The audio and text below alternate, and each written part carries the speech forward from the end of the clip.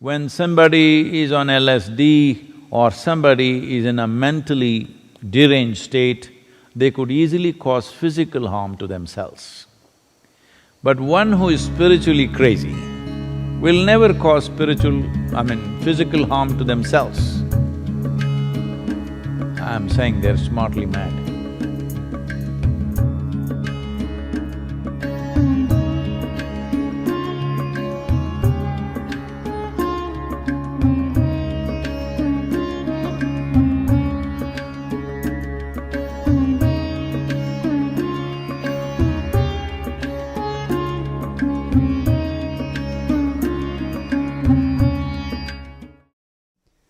This question is from the Department of Integrative Medicine, Nimhans, Bangalore. Namaskaram, Sadhguru. Sometimes spiritual experiences seem to involve a weakening of the ego, which may appear similar to psychosis. Like Ramakrishna Paramahamsa was called a mad priest due to his ability of seeing Ma Kali.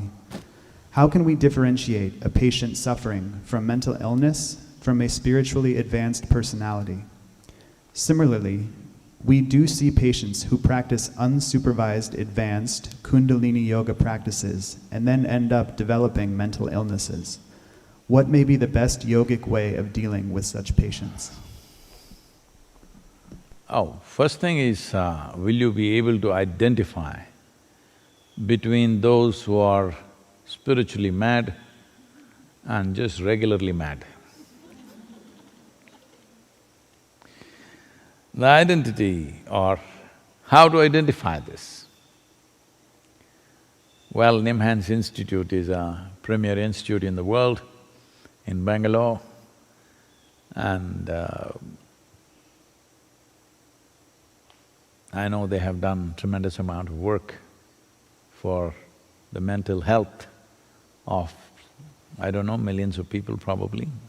It's one of the prime institutions in southern India at least.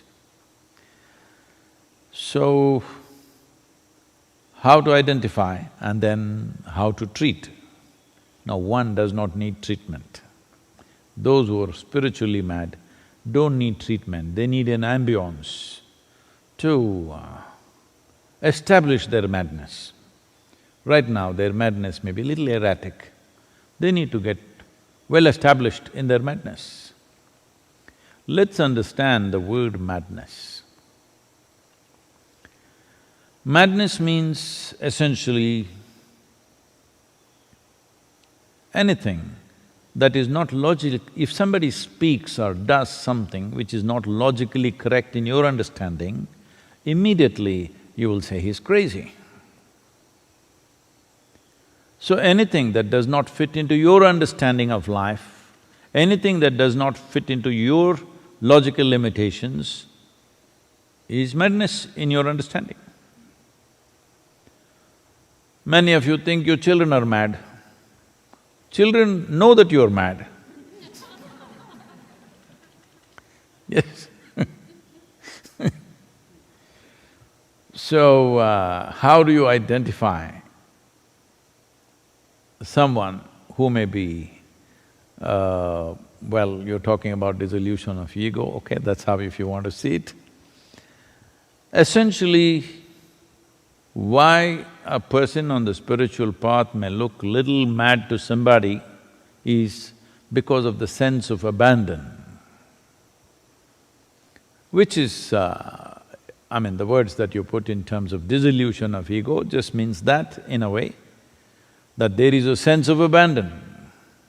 That means you're kind of not too concerned about what happens to this one. Well,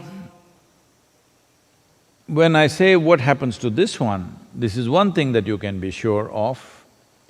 People who are in mental conditions, that is mental illnesses, or those who are under influence of narcotics or alcohol or something, they also lose their logical sense, but in a destructive way. That is, when somebody is on LSD or somebody is in a mentally deranged state, they could easily cause physical harm to themselves. But one who is spiritually crazy will never cause physical harm to themselves. I'm saying they're smartly mad. They're only dismantling the mental structures. They know clearly that physical structure cannot be dismantled because if you dismantle it, you can't put it back. But a mentally deranged person does not know this. One who is under the influence of narcotics do not know this. They can physically dismantle themselves. In the sense, there have been many cases where drunken people or drugged people or even mentally deranged people have jumped off buildings or mountains or whatever high places. That never will happen with a spiritually crazy person because they clearly understand what needs to be dismantled is only the mental structure. You cannot dismantle the physical structure because if you undo the physical structure, you can't put it back. So that is one sign. When there is any kind of sign of causing physical damage to oneself, that is one sign. Another thing is, if someone is mentally deranged, one thing is they cannot sit still. But one who is spiritually crazy, if you make him or her sit still, they will sit still for hours on end. So these two can be kind of guiding factors. If you ask someone to simply sit still with eyes closed, that is not possible for one who is in a mentally aggrieved or exaggerated state of mental activity. Sitting still, closing eyes won't come. But it is good to avoid spiritual madness also because then you will need an ambience of caring people who understand what's happening within you and create a protective atmosphere. So going spiritually crazy, those days are gone. You need to be just little crazy in your head, but very balanced and sane in the world, otherwise it's not going to work because there is no supportive atmosphere like that anymore. Even here, these days, nobody takes it.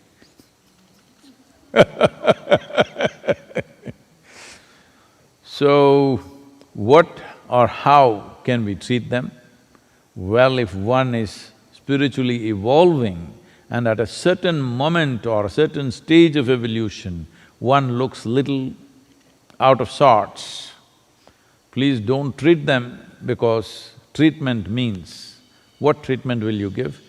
Generally, the treatment is only of sedation, bringing down life.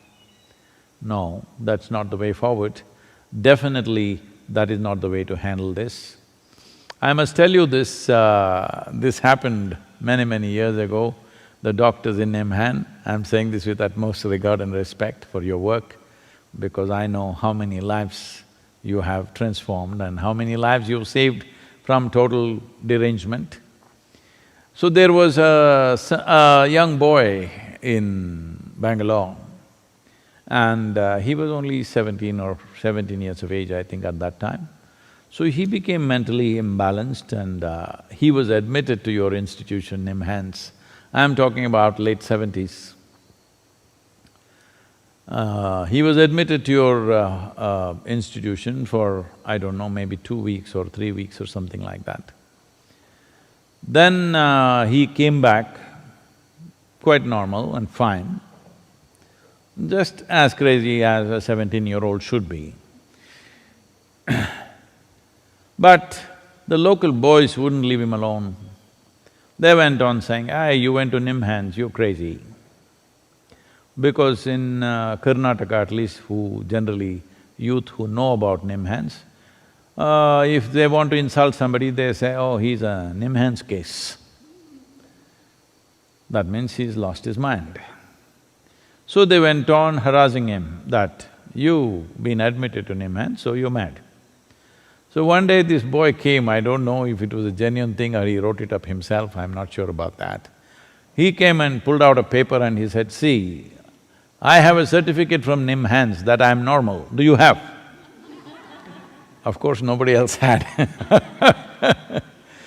So, thank you for all the work that you're doing, and the chances of spiritually crazy people coming to you are very, very, very remote unless there is a very aggressive and inhospitable atmosphere around them and somebody catches hold of them and brings them to you. By themselves they will not come because they are not suffering it, first of all. But there could be other kinds of people who come that they did spiritual practices irresponsibly by reading a book or taking wild instructions from somewhere and doing their own thing, and they lost their mind. They're just crazy. There are many ways to go mad. Every human being has 1,000 opportunities in a day to pull their mental structure down and become deranged. Yes, you can think yourself into madness in so many different ways because the line between sanity and insanity is so thin in everybody's mind, I'm telling you. It is extremely thin. If you push it, you may cross. So, people doing improper spiritual practices and losing their mind and coming, don't treat them as spiritually crazy, they are not spiritually crazy. They use spirituality to go crazy. But they're just mentally deranged, they must be treated as you medically feel it is fit to treat them, depending on what level of imbalance they have. So being in a state of abandon and people mistaking that you're crazy is different than doing improper spiritual practices. Improper intellectual activity can lead to madness. Similarly, improper spiritual practices can lead to madness. Improper physical activity can lead to madness. If you just breathe in certain ways, you could lose your mind. There are ways to do this. This is not a time to instruct you in those things. Why? Why we are taking so much care about how to breathe, taking hours and hours to teach you a simple way of breathing is because our breath, how we breathe could… and our physical body, how we move it, what we do, could decide the chemical nature of our existence. The chemical nature of our existence will in many ways, and as you know as doctors, definitely determines our mental status, whether we are sane or insane. If there is even a branding like that, in the society there may be, but I don't think medically there is a clear-cut branding that somebody is sane, somebody is insane. The question is only, some people are in a socially accepted level of madness, some people have crossed that. So what is crazy, what is not crazy is more a social description, not really a scientific description as such. So, this process of treating people according to their problems or according to their sufferings is left to you, but either doing wrong type of physical activity, mental activity or spiritual activity can cause derangement of mind. So, this is what yoga is about, to even learn to sit properly. You know how long it takes to make people understand how to sit properly. Oh, it's unbelievable. So-called well-educated, intellectually sharp people, it takes so long to make them understand how to sit. How to breathe is many more years. How to keep your mental structure, oh, that's another thing.